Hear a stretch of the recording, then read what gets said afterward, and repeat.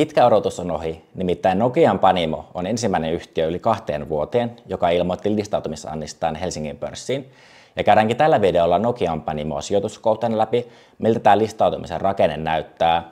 Ja sitten katsotaan hieman, että mitä tästä listautumisannista pitää maksaa. Ja lopuksi mä kerron, että aionko mä itse osallistua tähän listautumisantiin. Ja mulla on tässä näitä Nokian Panimon tuotteita esillä tällä videolla. Ja otetaankin tällä videolla kyytipojaksi hieman tätä Nokian Panimon Mexican Lageria.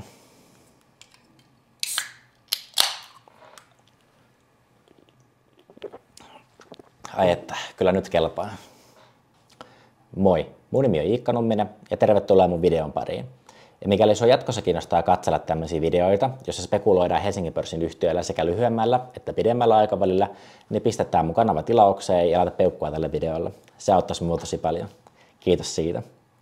Nokian Panimo aikoo kerätä listautumisen myötä kulujen jälkeen 8,6 miljoonaa euroa, jolla yhtiö aikoo vahvistaa sen tasetta ja joilla yhtiö pystyy mahdollistamaan näitä tulevia kasvuinvestointeja, joita yhtiöillä on tälläkin hetkellä käynnissä, muun muassa tämän ison logistiikkakeskusinvestoinnin myötä. Ja tämä logistiikkakeskusinvestointi on yhtiön historian suurin investointi, ja tämän kokonaishinta tälle investoinnille on 4,4 miljoonaa euroa. Nokian Panimo on onnistunut kasvattamaan myyntiään vuosien aikana oikein hyvällä tahdilla, vaikka alkoholilitrainen myynti on vähentynyt Suomessa samalla ajan kohdalla jopa viimeisen 15 vuoden ajan.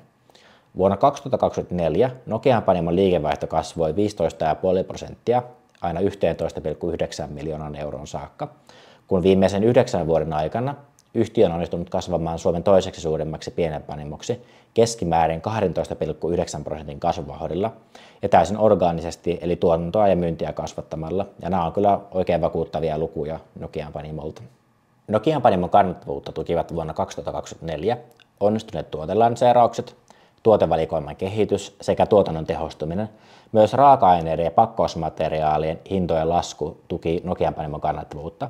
Ja oikeastaan näistä syistä niin Nokian Panimo onnistui tekemään ennätystuloksen sekä kannattavuuden, kun käyttökate oli 2,6 miljoonaa euroa ja kannattavuus käyttökatteella mitattuna 21,7%. Katsotaan seuraavaksi, että mitä kaikkea Nokian Panimo oikein myy tällä hetkellä. Mulla on tässä muutamia Nokian Panimo oluita esillä tällä hetkellä. Ja olut onkin merkittävä tuote Nokian Panimolle totta kai.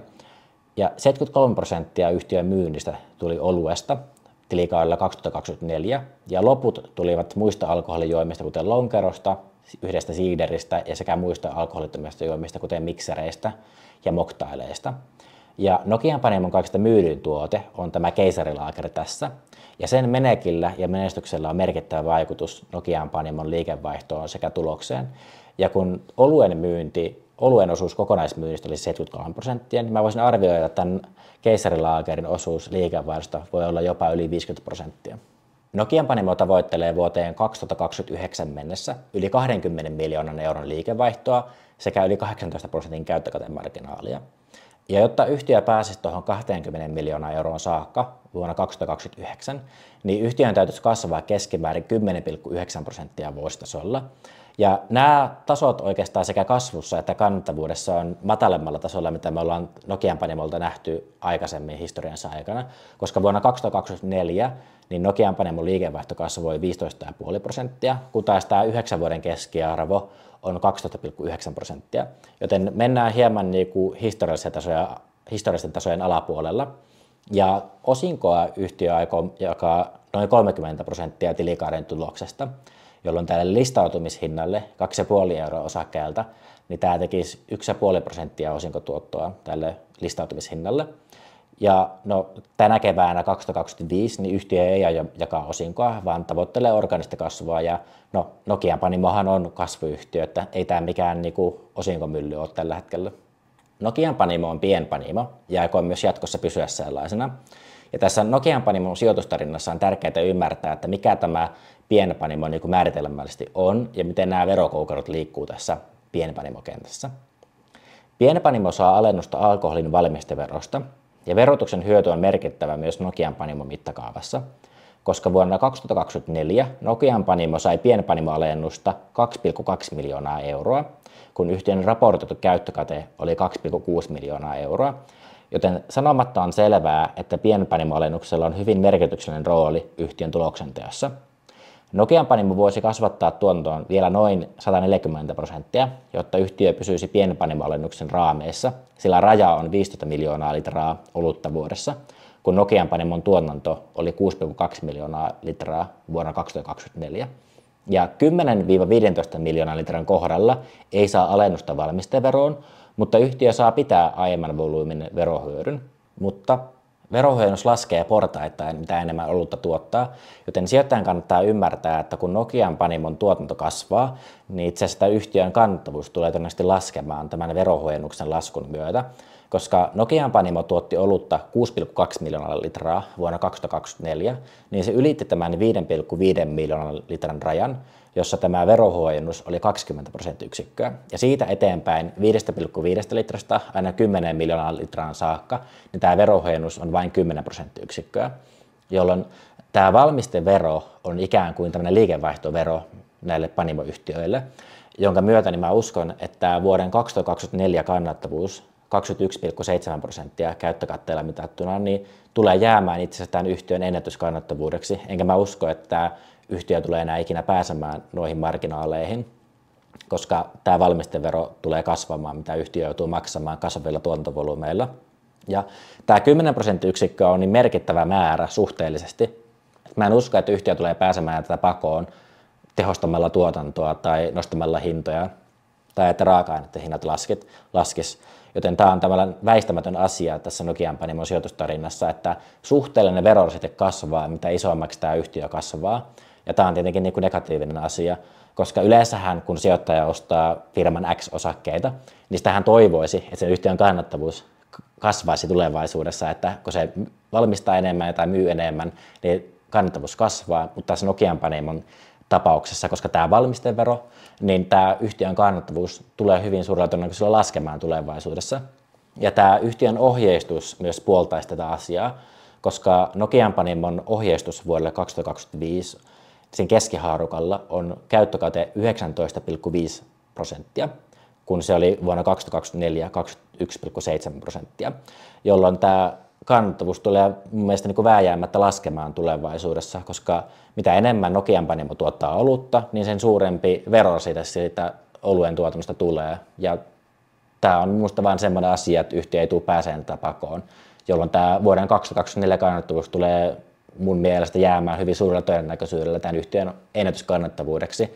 Ja mun mielestä on niin kuin turhaa lähteä haaveilemaan siitä, että jos se nyt tänä vuonna oli 19,5% se 19,5% tämä käyttökatemarginaali, että se tulevaisuus lähtisi kasvamaan, vaan mun mielestä se tulee laskemaan vääjäämättä, jolloin tässä Nokian Panimon tapauksessa niin tämä semmoinen pidemmän aikavälin kannattavuus käyttökatteella mitattuna olisi ehkä 18%. Ja tämä vaan musta alleviivaa tätä, että tämä Nokian Panimo tulee justiinsa oikeaan aikaan listoille, koska se on just mennyt tämän veroportaikon seuraavalle stepille, sillä on ollut ennätyskannattavuus ja saa korkeammalla valuaatilla rahaa pörssistä. Ja tämä on minusta vain niin kuin negatiivinen asia tässä Nokian Panimon sijoitustarinassa. Panimoteollisuus on hyvin investointi-intensiivistä liiketoimintaa, sillä Nokian Panimon kumulatiivinen liiketoiminnan rahavirta vuosina 2016-2024 on ollut 9,3 miljoonaa euroa, ja kaikki on investoitu takaisin liiketoimintaan, sillä investoinnit ovat samalla ajankohdalla 9,6 miljoonaa euroa, ja yhtiö tuleekin käyttää listautumisannista saatavia varoja juuri orgaaniseen kasvuun investointien myötä, josta yhtiöllä on kyllä erittäin hyvät näytöt, sillä 9 vuoden keskimääräinen kasvu on ollut miltei se 13%, ja yhtiö on myös jakanut jonkin verran osinkoa viimeisten vuosien aikana. Nokian Panimon kannattavuus on ollut hyvällä tasolla vuosien aikana, ja vuosi 2024 oli ennätyksellinen sekä tuloksen että kannattavuuden osalta, kuten aikaisemmin todettiin.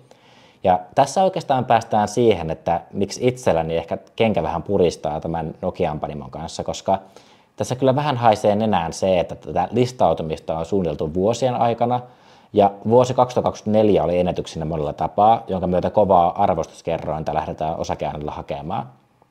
Mikäli Nokian Panimon kannattavuus notkahtaisi esimerkiksi 18% tasolle käyttökatteella mitattuna, niin tuo osake olisi aika kalliin oloinen. Ja vetoapua tähän ennätyskannattavuuteen on tullut muun muassa alhaista raaka-aineiden hinnoista, ja jatkossa myös suhteellinen verotaso valmisteveron osalta tulee kasvamaan, joka tulee heikentämään Nokian Panimon kannattavuutta tulevaisuudessa. Nokian Panimolla on 1,8% markkinaosuus kotimaisen oluen kulutuksesta. Ja toi markkinaosuus on sen verran maltillinen, että hyvin menestyneillä tuotteilla ja tuotannon kasvattamisella niin toi markkinaosuus voisi varmasti kasvaa tulevaisuudessa, kuten yhtiö on pystynytkin kasvamaan historiansa aikana. Ja sitten jos me katsotaan tätä yhtiön toimintaympäristöä eilisten vuosien aikana, niin vuonna 2024 Suomen hallitus laski oluen valmisteveroa 4,9%, jonka yhtiö laski kuulemma kokonaan hintoihin. Ja sitten kesällä sai alkaa myymään näitä 8% alkoholijuomia kaupoissa, vähittäiskaupoissa. Ja sitten syyskuussa arvonlisävero nousi 1,5 prosenttiyksikköä, jolla oli tietenkin negatiivinen vaikutus näihin kuluttajahintoihin. Ja sitten jos me katsotaan näitä Nokian Panimon pääoman tuottoja, niin ne on ollut kyllä erinomaisella tasolla, koska raportoidulla luvuilla oman pääoman tuotto oli 18,4% vuonna 2024 ja 15% vuonna 2023, joten voidaan sanoa, että Nokian Panimon kasvu luo siis arvoa osakkeenomistajilleen ja tuo orgaaninen kasvu on ollut ainakin historiassa hyvin suotavaa. Ja tuolloin vuonna 2024 niin oli pieniä tämmöisiä kertaeriä, kun tämä vanha logistiikkakeskus alaskirjattiin sekä osakeannista tuli pieniä kuluja vuodelle 2024. Että jos noi oikaisisi tuosta pois, niin tuo oman pääoman tuotto olisi selkeästi yli 20% vuodessa Nokian Panimolla. Riskipuolella voisi mainita ehkä sen verran, että Nokian Panimo altistuu mun mielestä aika selkeästi poliittisille riskeille, koska alkoholi aiheuttaa intohimoja suuntaan jos toiseenkin. Ja vuosi 2024 oli kuitenkin nettopositiivinen oluen myyjille juuri näistä äsken mainituista syistä. Ja Nokian Panimon ehkä toisena heikkoutena voisi sanoa, että se on tämä kitukasvuinen kohdemarkkina, joka ei kuitenkaan toistaiseksi ollut Nokian Panimon esteenä. Oluen kulutus laski vuonna 2024 1,2% ja alkoholin kokonaiskulutustrendi on ollut Suomessa laskussa jo 15 vuotta. Ja tämä voi tietenkin jatkuessaan näkyä markkinan pienentymisenä. Kuitenkin, jos me katsotaan euromääräisiä lukuja, eikä näitä litramääräisiä lukuja, niin tämä oluen euromääräinen kulutus on ollut itse asiassa nousussa. Tämä on ollut tämmöistä matalaa yksinumeroista kasvua viimeisten vuosien aikana nimenomaan euromääräisissä luvuissa, joka sitten tietenkin johtuu siitä, että nämä myyntihinnat ovat olleet korkeampia ja sitten varmaan näillä erikoisolueilla on ollut myös vaikutuksensa, koska ne on kasvanut aika voimakkaasti. Että ihan vaan menemällä Prismaan tai Sittariin niin huomaa, että erikoisolueet on saanut aika paljon hyllytilaa viimeisten vuosien aikana. No niin, nyt me päästään tähän sitä parhaaseen kohtaan ja mun mielestä kaikista mielenkiintoisimpaan aina. Eli mitä tästä Nokian Panimon osakkeessa oikein maksaa? No, merkintähinta tässä osakeannissa on 2,5 euroa per osake. Ja jos tämä osakeanti merkitään loppuun saakka, niin Nokian Panimon uusi markkina-arvo on 25,2 miljoonaa euroa.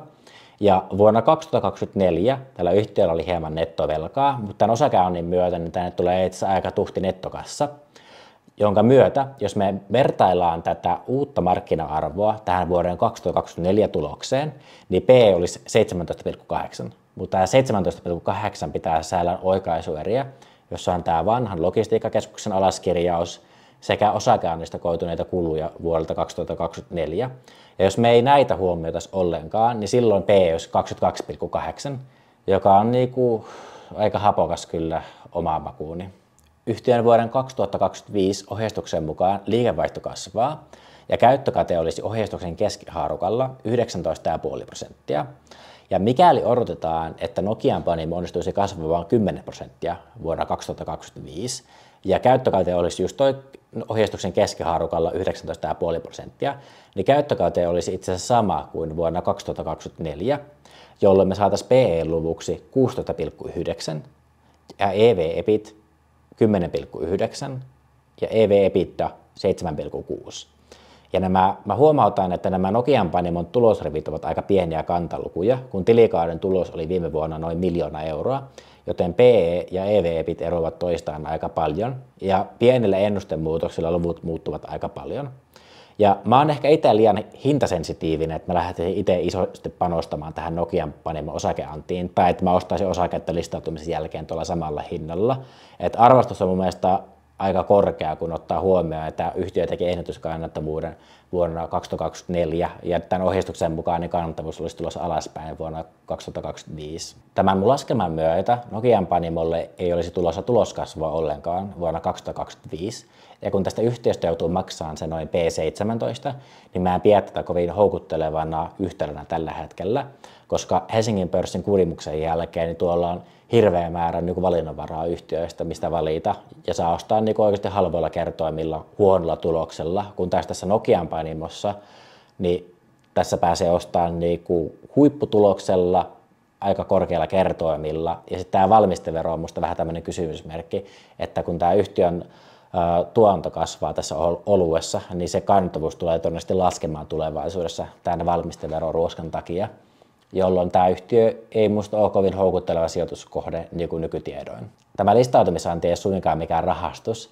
Ja itse asiassa mä oon miettinyt aika paljon sitä, että jos Nokian Panimo olisi tullut näillä erinomaisilla luvuilla listoille vuonna 2021, kun pörssissä oli vielä hulivilijat käynnissä, niin tuohon listautumishintaan olisi voinut varmaan laittaa 50% lisää, ja se olisi mennyt ihan sukkari läpi markkinoille, mutta nykyään on toiset ajat.